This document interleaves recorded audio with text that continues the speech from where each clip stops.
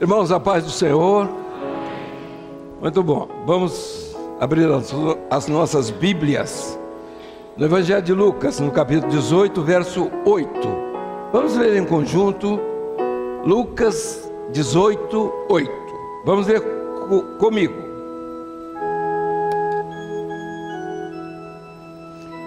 Pronto? Comigo. Digo-vos que depressa lhes fará justiça. Quando, porém, vier o Filho do Homem, porventura achará fé na terra? Meus irmãos, hoje nós vamos ter que ter uma resposta aos nossos anseios e os nossos questionamentos a respeito de fé. Nós sabemos perfeitamente que há um mundo falando em fé. Tudo é fé nisso, fé naquilo, tal. Nós vamos saber se essa fé é a que Jesus vem buscar. O texto aqui da palavra está dizendo o seguinte: é uma pergunta que ele faz, ao mesmo tempo ele está fazendo uma afirmativa. Ele diz assim: quando o Filho do Homem vier, aí ele faz a pergunta: porventura achará fé na terra? Então a pergunta continua. Então ele está fazendo duas perguntas: quando ele vier? E a outra pergunta: ele vai achar fé na terra? Então são duas perguntas no pequeno versículo aqui do Evangelho de Lucas 18, 8. Então nós vamos responder da seguinte forma: primeiramente, nós temos que entender o momento profético que estamos vivendo, quer dizer, a história profetizada para esse tempo. Então Jesus, ele faz uma pergunta para o nosso tempo. Qual é o nosso tempo? O tempo que nós estamos vivendo é um tempo final da igreja. Aí você diz assim: mas é final por causa de quê? Não, é final porque todos os sinais estão evidenciados, tanto na parte física, como na parte econômica, como na parte social, como na parte política e principalmente na parte religiosa.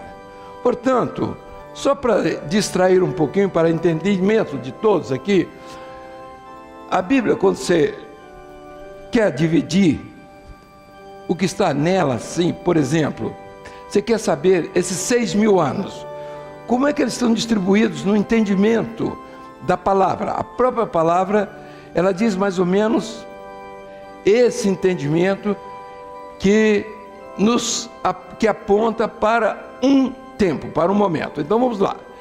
Isso se chama dispensação.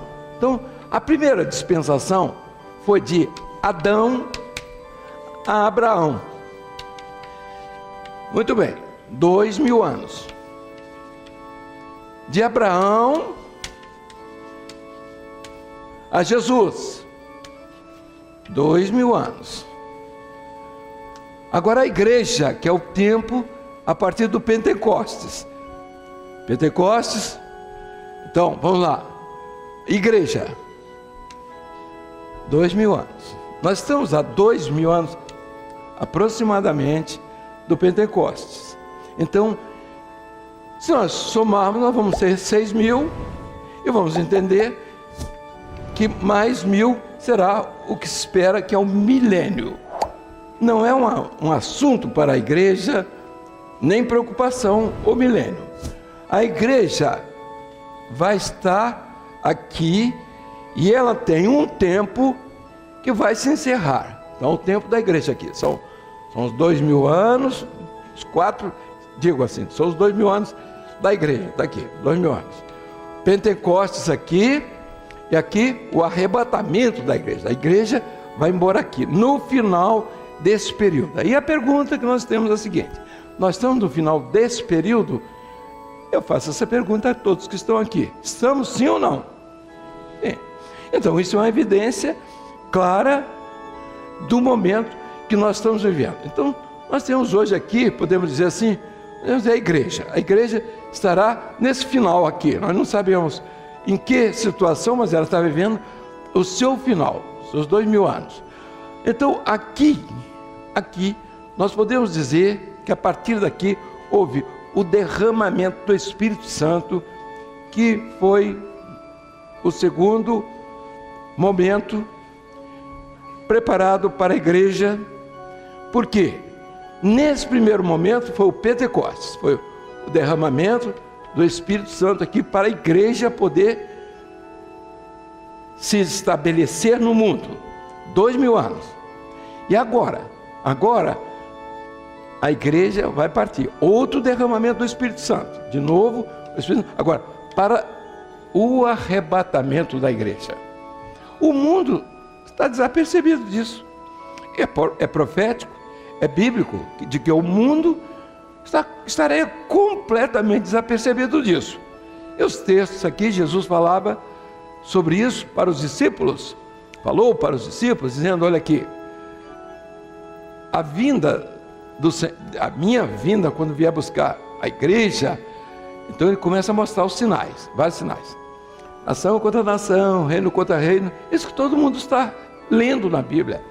Peste e fome em vários lugares acontecendo, então, em todo o mundo. Então, há um grito nessa hora, que é um aviso solene para o mundo, mas principalmente para a igreja fiel. Porque a igreja infiel, ela não está preocupada com isso. Ela está preocupada com o movimento, com animação, correr atrás de trio elétrico e fazer desfile gospel. Ela está atrás disso. A igreja fiel não. Ela sabe que a vinda do Senhor está próxima e ela tem que estar pronta. Porque preparada, ela não vai estar sendo preparada, não está preparada não. A igreja já está pronta. A igreja já está preparada. Porque a qualquer instante nós podemos ouvir o toque de trombeta, que será o arrebatamento da igreja. Então a igreja vai ser arrebatada aqui num toque de trombeta. Vamos então dizer o seguinte: estamos há 2000 anos, muito bem, 2000 anos. Os 2000 anos estão se encerrando. Aí você assim, mas como é que você sabe disso? Como é que nós sabemos? Bom, primeiro estamos vivendo já os 2000 anos da igreja. O período profético, histórico, praticamente está encerrado. Mas há 3 grandes sinais para definir esse tempo aqui. Primeiro, é o sinal sobre Israel. Então, Israel voltou à sua pátria. É o primeiro sinal. Israel. Jesus advertiu os discípulos que fossem ver uma figueira. E ali eles trouxessem os figos colhidos pelos discípulos. A figueira estava frondosa, mas não tinha figos. Aí Jesus disse, seque-se a figueira. Há 2000 anos atrás. Quando ele disse isso, ele estava profetizando a respeito de Israel. Israel ia ser espalhado pelo mundo inteiro, porque a figueira estava pronta, só não tinha figos. Lembrando o seguinte, que a figueira é símbolo de Israel, como a videira é símbolo da igreja. Então, Israel não deu frutos até ali, ele seque-se a figueira. Israel foi espalhado pelo mundo inteiro, 6 milhões, ou 7, não sei quantos, foram mortos só dentro da Alemanha. De repente, as perseguições no mundo inteiro, o que acontece? 2000 anos, Israel volta à sua pátria. Em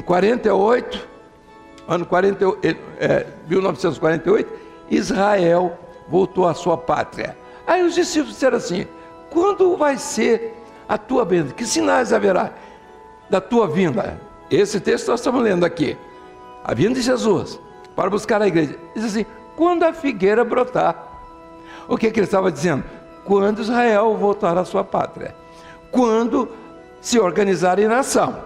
Quando o povo tiver estabelecido na terra. Então, o povo foi afastado, foi embora, os exércitos tomaram conta das cidades, e agora Israel volta à sua pátria, e agora a figueira brotou. Então, esse é um sinal profético, como podíamos dizer assim, é um relógio do tempo de Deus.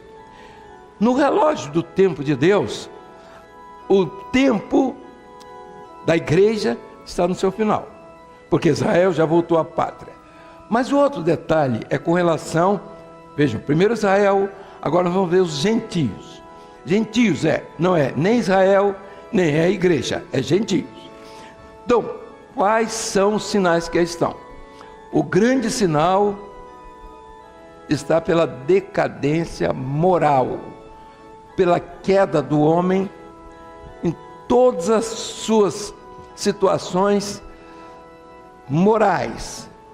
É o homem que perdeu os limites, onde o pecado do sexo dominou tudo. E nós hoje vemos um mundo voltado para este lado. Então, é a corrupção. É o que diz a palavra, extrema corrupção. A extrema corrupção não é de quem está roubando só, mas é daqueles que estão vivendo na carne. Os acontecimentos, os acidentes da própria carne, pessoais. São pessoas que se dedicaram ao mundo, perderam a noção do amor, do casamento. Então, e Jesus diz assim, a vinda dele será da seguinte forma: os homens casavam, como foi no tempo de Noé, davam-se em casamento, compravam, vendiam, até que veio o dilúvio. Aí Jesus diz assim, assim será a minha vinda. As pessoas, o mundo estará distraído, mas a arca, que é a igreja, está pronta para abrigar aqueles que vão atender o último chamado, porque a porta da arca vai se fechar. Quem fecha a porta da arca no tempo de Noé foi o próprio Pai, foi Deus, não foi Noé não. E essa arca, que é a igreja, a porta está para ser fechada, e quando fechar, ninguém vai conseguir abrir. É a igreja pronta para a sua partida. Então, vamos lá, Israel, agora nós temos os gentios, o mundo na extrema corrupção, e a igreja, derramamento do Espírito. Aí vem a profecia, nos últimos dias derramarei do meu Espírito sobre toda a carne. Aí vem descrevendo, lá no derramamento, o primeiro derramamento do Espírito. Mas em seguida vem um arremate, antes que venha o grande e terrível dia do Senhor, que é a promessa dele de vir buscar a igreja. Então, o derramamento do Espírito seria no Pentecostes, no início da igreja, para a igreja se estabelecer no mundo, e agora, no final, para a igreja partir. A partir desse momento, nós vamos ter que entender que não é a carne que vai nos levar à eternidade, que arrebatamento é para quem está esperando no Espírito. Então, por que ele tem que estar com a vida espiritual organizada? Porque o toque para o arrebatamento não é de corneta, é de trombeta. E o toque de trombeta é um toque determinado, já preparado desde o passado pelo Espírito Santo, anunciado por Jesus. É um toque que levará a igreja. Nesse momento, o que diz a palavra? O inimigo estará confuso, e na confusão dele, por causa do toque da trombeta, a igreja partirá. Ela não vai estar envolvida com nenhuma notícia de TV, de não sei o que, não. A igreja, nesse momento, ela tem que estar preparada. Por quê? Ninguém sabe o dia nem a hora, porque se o inimigo soubesse o dia e a hora do arrebatamento, ninguém ia subir. Era só um e-mail para cá, telefone para lá, WhatsApp para cá, uma mentira que saiu, então ficou o mentiroso, ficou a mentira e os mentirosos com eles. Então a igreja tem que estar preparada para ouvir o toque de trombeta. Por isso os dons espirituais. Dom espiritual não é para ganhar dinheiro, não é para fazer uma barraca, não é para se promover. Dom espiritual é preparar a igreja para ouvir o toque de trombeta. Quando há um sinal, uma cura, uma bênção, isso vai acontecer para todas as pessoas. Para quê? Que as pessoas se apercebam de que haverá um momento que só ele vai ouvir o toque de trombeta. Por isso diz assim, Um será levado, outro será deixado. 2 estarão no campo, um será levado, outro será deixado. Não quer dizer que 2 pessoas vão estar juntas e não vão subir. Não, quer dizer o seguinte, que haverá uma separação. Mesmo ainda que sejam parentes, vizinhos, amigos, conhecidos, isso não vai influenciar em nada. Por quê? Porque a responsabilidade é pessoal. Se você tem que evangelizar alguém, evangelize a pessoa que você está mais próximo dela, seus queridos. Se não tiver, se evangelizou, agora outros, amigos, vizinhos, parentes, assim por diante. Então a igreja irá partir, ela será arrebatada, e as pessoas perguntam, como será isso? E a palavra do Senhor diz assim, ao toque da última trombeta, no abrir e fechar de olhos, como o relâmpago sai do oriente e vai ao ocidente, assim será a vinda de Jesus, que é chamado o Filho do Homem. Então a igreja será arrebatada nesse tempo. Então, esse tempo do fim, agora vamos lá. Nesse tempo do fim, o que é que Jesus quer da igreja? Ele quer que a igreja viva uma fé verdadeira. Então vamos ver uma fé verdadeira. De onde poderia vir uma fé verdadeira? A primeira pergunta que eu faço é a seguinte: se nós temos uma fé que está estabelecida no mundo, na razão dos homens, no entendimento da religião, existe essa fé. Todo mundo fala aí que parte para misticismo, para superstição. E a outra fé que vem da eternidade, que é um projeto da eternidade, que vem da onde a participação da Trindade, onde o Pai elege, onde o Filho chama e onde o Espírito Santo conduz o homem. Então, que é o caminho. Então, essa fé é diferente da fé da obra criadora. Só para que os irmãos tenham uma ideia, mais ou menos, vamos passar aqui as medidas do universo aqui, porque já vamos avançar um pouquinho para os irmãos aqui. Então nós temos as medidas do universo. Temos aqui, a obra criadora tem 4 medidas: largura, altura, profundidade e tempo. Essas 3 primeiras medidas, largura, altura e profundidade, estão relacionados com espaço. Então, na Bíblia, lá no Gênesis, a palavra princípio, no Gênesis, traduzida, é a palavra reshit, está aqui, no hebraico, porque o Velho Testamento foi escrito no hebraico. Então, essa palavra princípio é reshit. Essa palavra traduzida para o português, ela está se referindo a espaço e tempo. Você vai lá no dicionário, vai ver essa palavra, ela está relacionada com espaço e tempo. O que nos chama a atenção é de que espaço, Newton, que foi grande físico, matemático, foi quem propôs essas primeiras medidas, essas 3 primeiras medidas do universo. Certíssimo. 6.000 anos depois da criação, surgiu o Dr. Einstein, aquele físico, matemático, também um homem extraordinário, cabeça de ciência. Então disse, não existe só largura, altura e profundidade, não existe só espaço. Então ele colocou o tempo nas medidas desse universo da obra criadora. Agora eu vou fazer uma pergunta. Eu estou falando aqui, nesse primeiro aspecto aqui, da obra criadora ou da obra redentora? Da obra criadora. Então, na obra criadora, esse princípio, com essas medidas, ele tem início e tem fim. Aí nós vamos encontrar o primeiro versículo do livro de Gênesis. Gênesis capítulo 1, verso 1. O que é que diz lá? No princípio, criou Deus os céus e a terra. Então a palavra princípio, no hebraico é reshit, e é traduzida espaço e tempo. Vejam só, quantos anos se passaram para Einstein dizer que existia tempo, quando já estava lá, traduzida já na Bíblia, no hebraico, nessa primeira palavra que é princípio. Então, vamos agora voltar aqui à fé.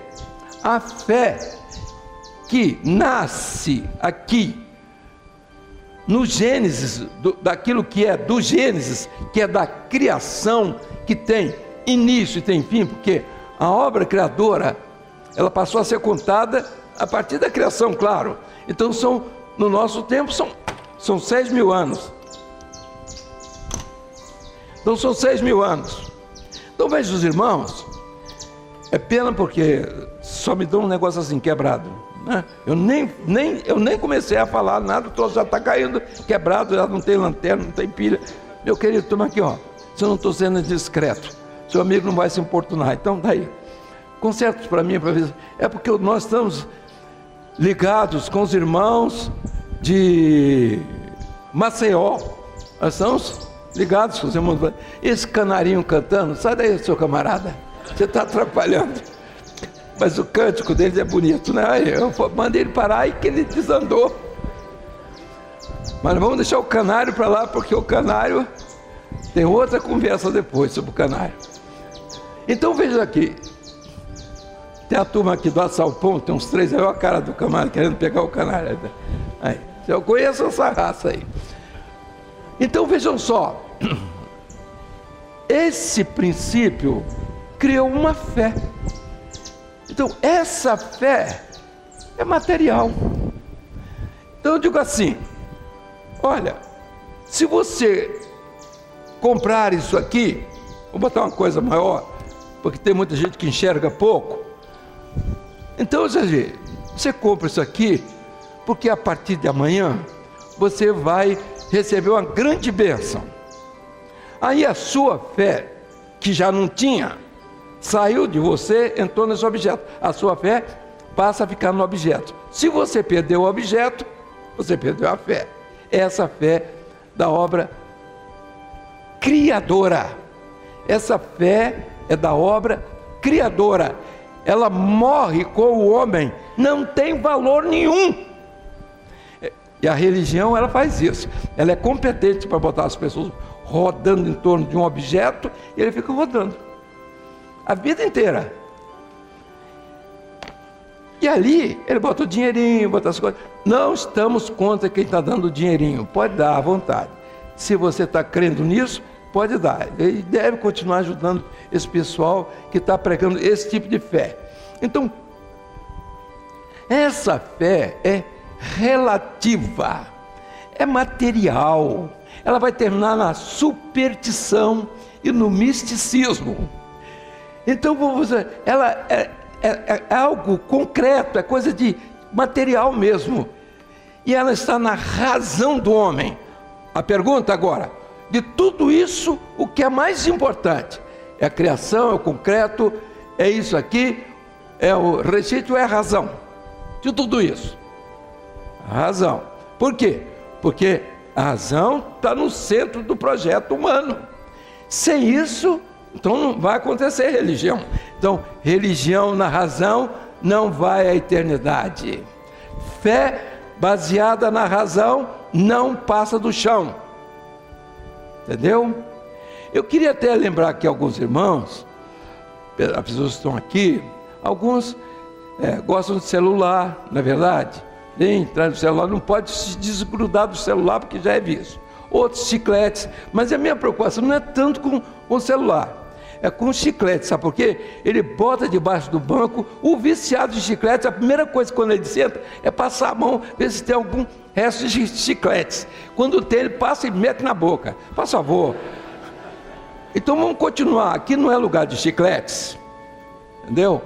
Depois dá uma escovadazinha no dente e dá tudo certo, melhora pelo menos. Então continuando aqui, esta fé é do homem. O homem vai morrer. O homem é um ser temporal. Eu pergunto, essa fé é que Jesus vem buscar? Sim ou não? O não está fraco, mas é para quem está ouvindo, então, e quem está respondendo está bom. Quem não está ouvindo, está respondendo. Nós temos dito uma coisa: quem não acompanhar o projeto desse momento profético e doutrinário, nunca mais vai. Não vai alcançar mais. Quem parou, ficou, não vai alcançar mais. Então, a grande preocupação nossa é que todos que estão aqui saibam fazer a diferença entre esta fé da obra criadora que tem começo e tem fim. Qual será o fim dessa obra criadora? Quem sabe um texto da palavra, levante sua mão. Eu quero saber se você conhece o fim dessa obra criadora profetizado no Novo Testamento. O que é que diz? Quem fala a respeito desse fim?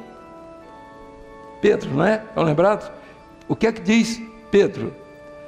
A terra que subsiste sobre as águas passará com grande estrondo, os elementos ardendo se desfarão, e toda a obra que estiver nela perecerá. Quando você vai ao Velho Testamento, aí você vai ver Jeremias, quando viu a terra na situação que Pedro profetizou. Veja, Pedro profetiza lá na frente, e Jeremias bem atrás, ele disse: eu vi a terra desolada, vazia, nua, não tinha nada vivo, não tinha plantas, ele não viu nada, não via gente, não via nada. Essa é a situação do mundo físico, porque esta obra criadora tem um fim. Então, se sua fé está baseada no material, você está, então, como o indivíduo quer te colocar noutro patamar, que ele diz que é espiritual e não é misticismo, é superstição. Então ele diz assim, olha, não anda de costas, você entra para uma porta, não sai pela outra, aquela coisa de roupa branca, não pode subir escada, não sei o que, andar para trás, passar debaixo, um monte de coisa, ferradura, cuidado. Não, ferradura até eu aconselho, não deixe pegar no pé, porque aí fica ruim. Mas veja só, as pessoas vivem disso, superstição e misticismo. Olha, tem um patuá aqui, para a hora que eu der o tiro, acertar na cabeça do camarada certinho. As pessoas vivem disso, de superstição, de misticismo. Meus irmãos, esse é o evangelho que está aí, está indo para aqui, superstição e misticismo. Tira você de uma fé que você já teve pouca. Aceitou Jesus? Aceitou. Está chegando, né? Pode me dar aqui, pessoal. Veio aonde? Veio dos Estados Unidos? Miami, eu acho que essa aqui veio de Miami. O avião veio rápido. Então vejam aqui, essa fé daqui, ela vai para a superstição e para misticismo. Aí você aceitou Jesus? Aceitou. Ele bateu dentro da religião, ele bota o camarada aqui, na razão dele, e bota você para rodar lá. Porque Jesus, porque Deus, porque o Espírito Santo, porque isso, porque aquilo. Ele vai rodando. E você daqui a um pouco está tão tonto que você não sabe mais onde está. Aí ficou rico, foi curado. Olha, e a palavra do Senhor diz assim, Paulo diz assim: se cremos só para ser curado aqui e para ficar rico, somos as mais miseráveis de todas as criaturas. Então, a religião voltada para isso é fazer miseráveis. Por quê? A cura, a riqueza está nessa medida aqui? Sim ou não? Ela está na medida do homem, é do interesse dele.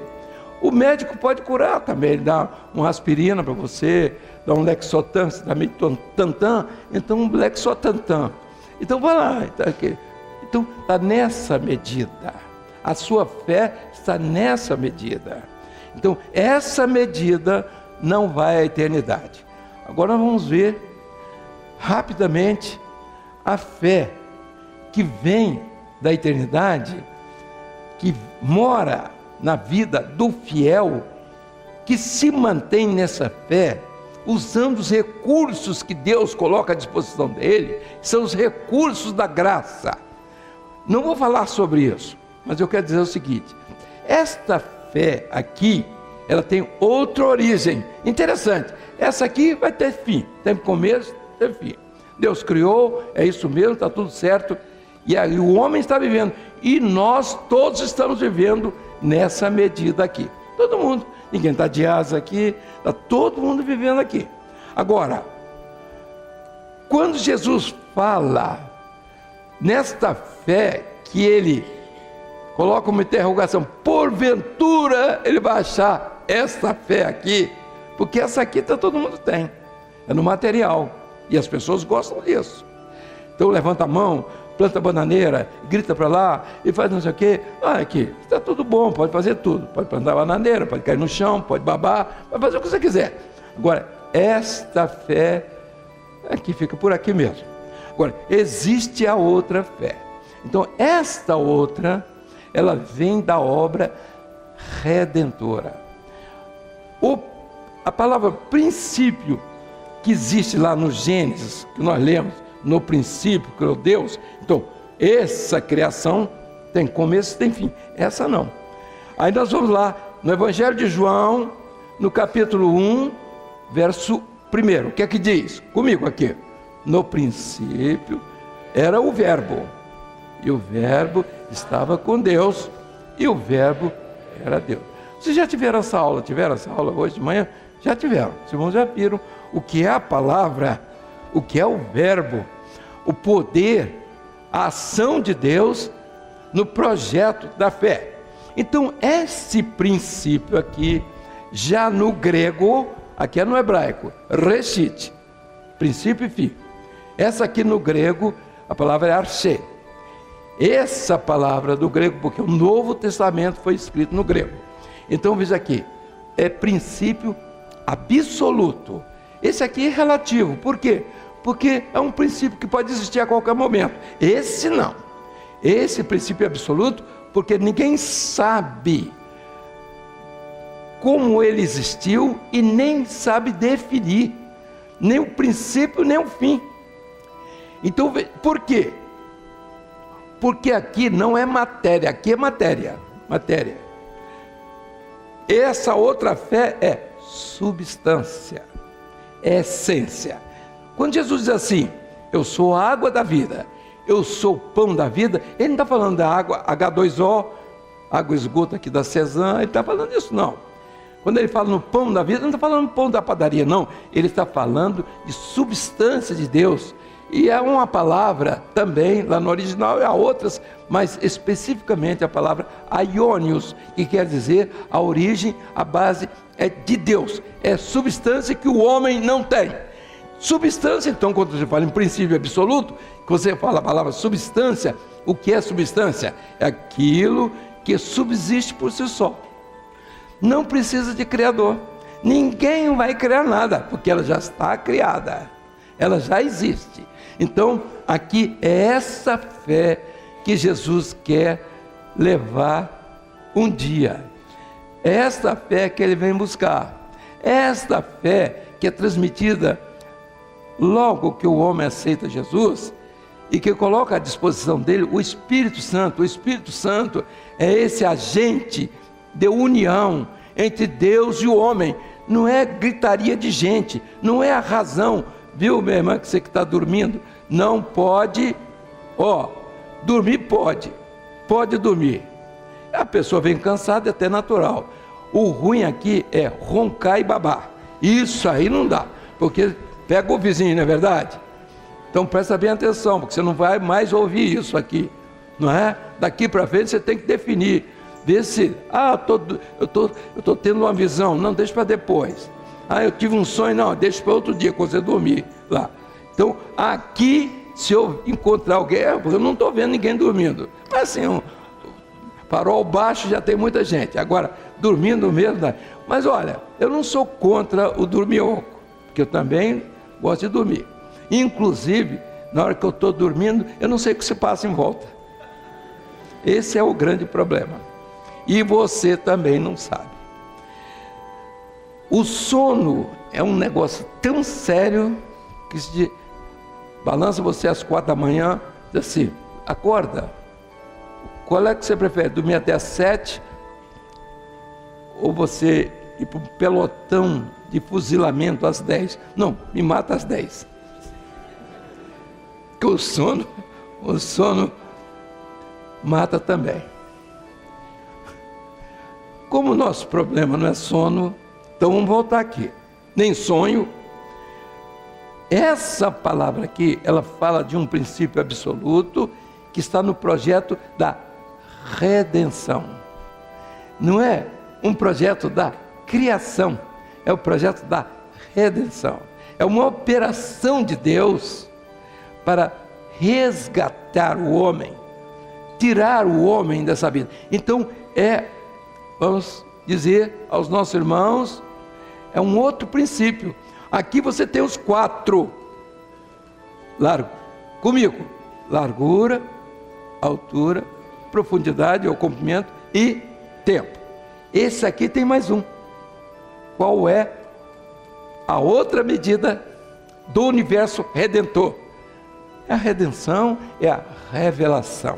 Meus irmãos, você vai em qualquer igreja, qualquer lugar, pregou a palavra, não tem revelação, tem letra, está em que medida?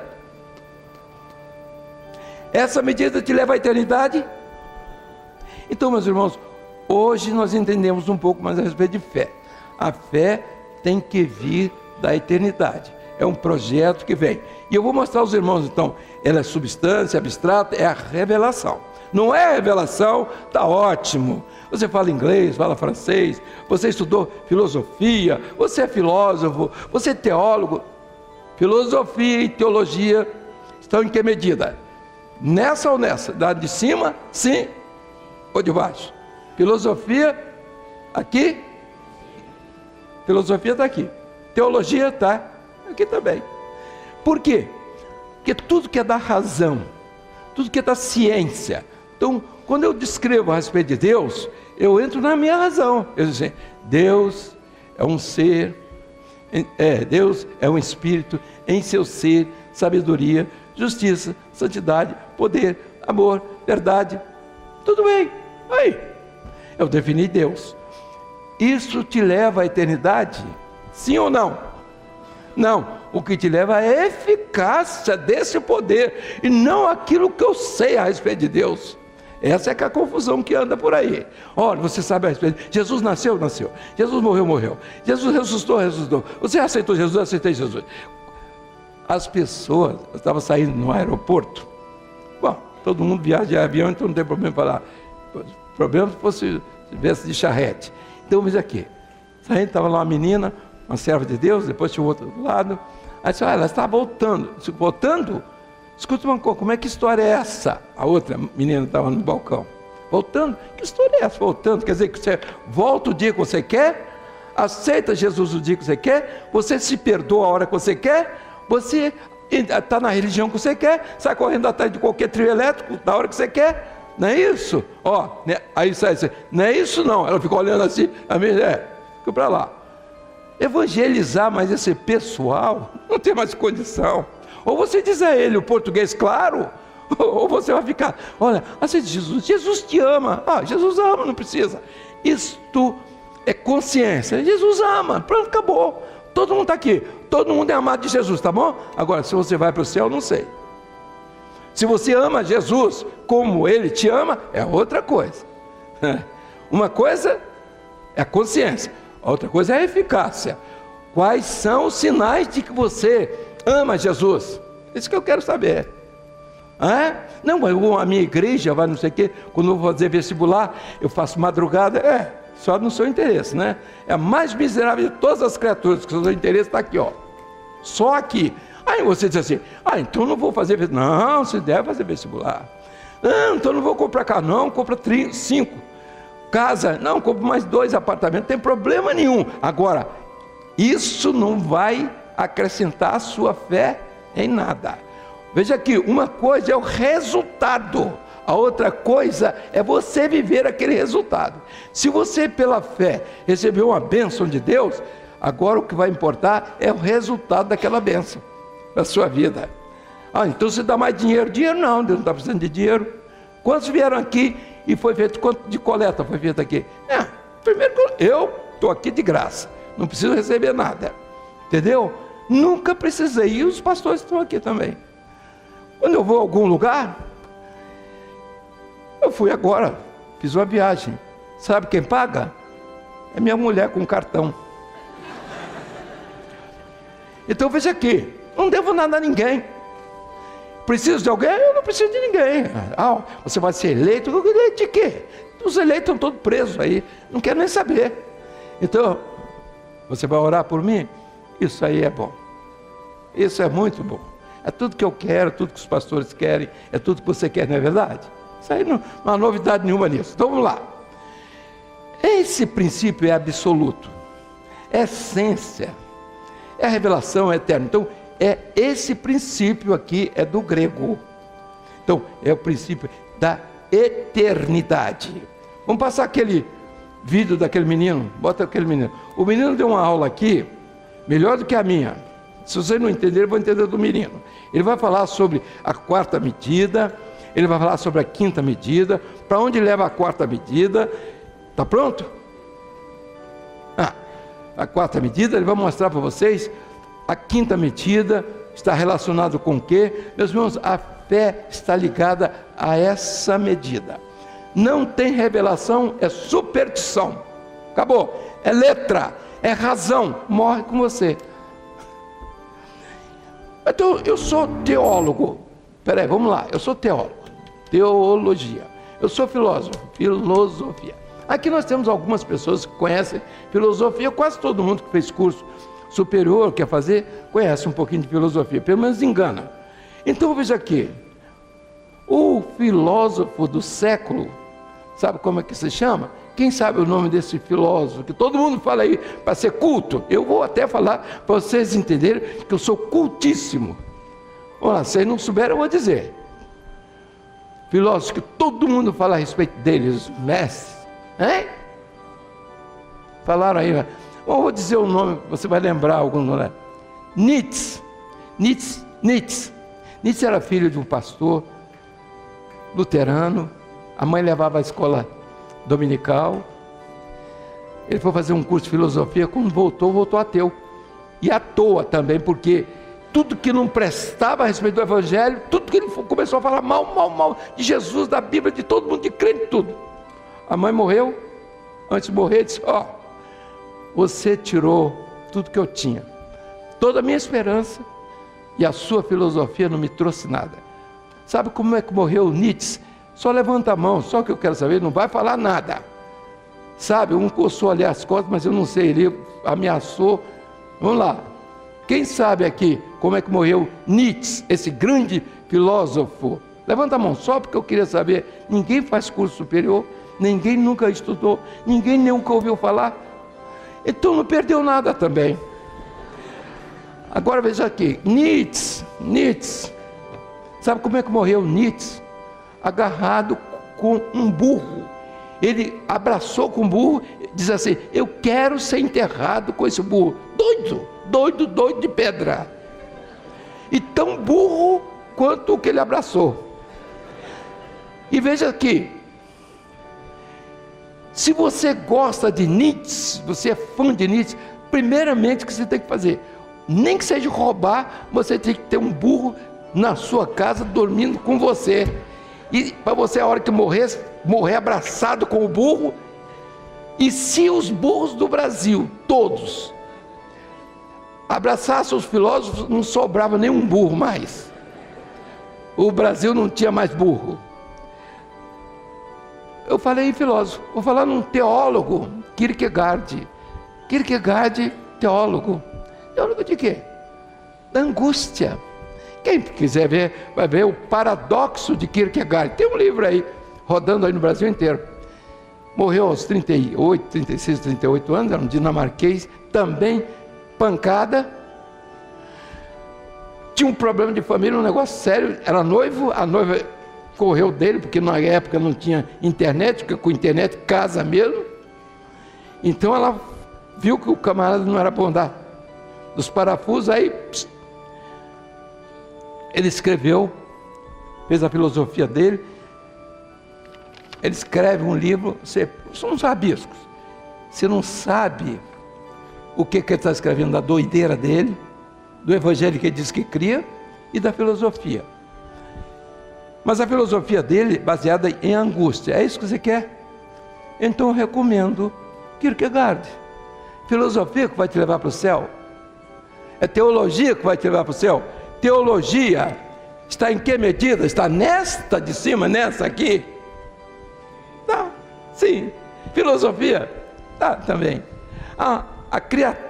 O criacionismo. Deus criou todas as coisas. Está aqui ou está aqui? Meus irmãos, Darwin entrou aqui dizendo que ele entendeu que matéria, que Deus fez o mundo com a matéria, e Deus não fez o mundo com matéria, fez com substância. Matéria é isso aqui, tudo isso que nós somos. Vamos terminar lendo Hebreus 11:3. Vamos ler? Pode botar. Vamos ler comigo? Pode botar. Comigo aqui. Meu companheiro não desistiu não, então tá ótimo. Está aqui. Comigo. Leiam aqui. Leiam lá em cima. Ora, a fé é o firme fundamento das coisas que se esperam. Foi isso que eu disse que era para ele botar? Foi isso? Hein? O que é que eu disse para ele botar? 11:3, ele errou por 2 só. Então bota o 3 agora aqui, 11:3. Porque eu estava falando a respeito de quê? A respeito da criação. Esse mundo não foi feito daquilo que Darwin pensa que foi feito. O mundo foi feito do que é aparente. Vamos lá. Pela fé, entendemos que os mundos, pela palavra de Deus, foram criadas. De maneira que daquilo que se vê, não foi feito do que você está vendo. Davi, seu bocó, não foi. Eu estou falando Davi porque perguntei ao menino, meu filho, escuta, você sabe quem é Davi? Sei. Você sabe? Você conhece mesmo? Conheço, vizinho lá, nosso, que botaram o nome do menino dele, amigo dele lá, de Darwin. Então ele achou que Darwin, que eu estava falando, era o vizinho dele. É isso mesmo. Então, vejam só, pela fé entendemos. A fé vai para onde? Essa fé da obra do criacionismo. Então eu chego aqui, eu digo que esta caneta, eu vou escrever. Bobagem, quem fez esta caneta? Quem trabalha com plástico aqui? Muita gente. Mesmo você trabalhando com plástico, você é capaz de fazer essa caneta? Eu te dou um pedaço de plástico aqui agora. Estou com ele aqui na mão. Você faz uma caneta dessa? Você não faz. Se fizer, ela não escreve. Se escrever sem tinta, então eu descrevo que essa caneta foi feita assim, assim, assim. Eu sou, veja assim, o autor, o criador dessa caneta que a fábrica fez. Darwin fez a mesma coisa. Olha, o tucano tinha um bico. Aliás, tucano é uma palavra até, né? A gente deve tirar do vocabulário. Então, tinha o bico do papagaio. E o bico do papagaio passou pelo bico do periquito. E não sei o que. Tem aquele negócio, quem quiser conte 4, não sei o que. Então, é tudo isso assim. Não existe isso. A ciência é bonita, mas quando ela vem para esses absurdos, você pegar do fim para o começo, então eu começo a dizer que esta caneta, que é a folha que está ali, que seu óculos está aqui, que sua roupa, seu vestimento está aqui, que a transmissão está aqui. Eu sei como é que foi feito. Então, o mundo inteiro que foi feito pela palavra de Deus, eu começo a dizer como é que foi feito. Que gracinha, não é não?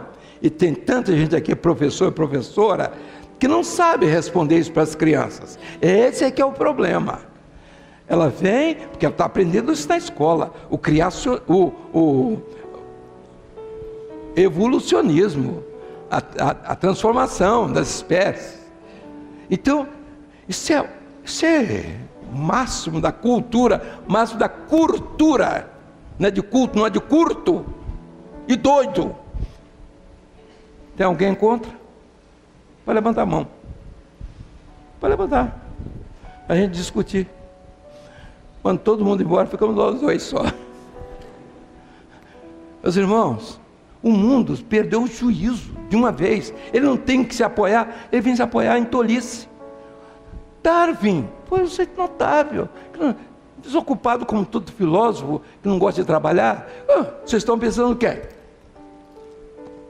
Marx, quem que vocês estão achando? Alguém pensa que Marx aqui era ateu? Levante a mão. Então todo mundo sabe que Marx não era ateu, não é? Então vou fazer uma pergunta. Não vou fazer a pergunta, não. Marx não era ateu. Marx era preguiçoso, nunca trabalhou, nunca viu serviço. E a luta dele foi procurar quem inventou serviço para matar. E matou um bocado de gente. Só na União Soviética, 40 milhões. Só. Meus irmãos, filósofo, teólogo. Ele aprendeu, sabe com quem? Um teólogo, professor de teologia, que deu aulas para ele. Ensino, escrevia cartas. Esse professor de teologia era pastor lá de uma religião lá qualquer, como pode ser de qualquer coisa. Ele escrevia para Engel, que é quem sustentava o preguiçoso Marx. Engel, escreveu para Engel, para Marx, dizendo: olha, eu estou indo para uma série de conferências e só estou indo agora porque estou sendo permitido, observe.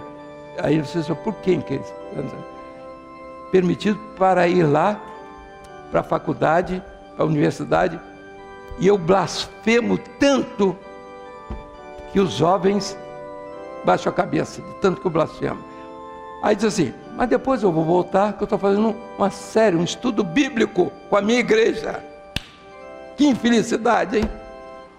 Um ateu da pior espécie foi quem instigou Marx e Engels para essa miséria que o mundo viu necessária. Eu não sou contra comunismo, não sou contra nada, nazismo. O nazismo de Hitler tinha uma religião escura lá que Himmler era o chefe da religião dele. Ele tinha um subterrâneo que ninguém sabe qual a medida, profundidade debaixo do chão, que eles faziam os cultos dele. Meus irmãos, para matar 6 milhões de judeus, 1.200.000 crianças no frio, na chuva, na fome, só tendo uma boa religião mesmo, não é? Olha, a sua fé, volta, rapaz, a sua fé, se estiver aqui na razão, desiste, pode desistir, vai viver o mundo, aqui não tem meio termo, tá certo? Mas o que o Senhor tem para a sua vida é a fé que vem da eternidade. Essa fé está em 4 medidas. Essa aqui está na 5ª medida, porque vem de cima, que é a revelação. Passa o negócio do menino para a gente encerrar.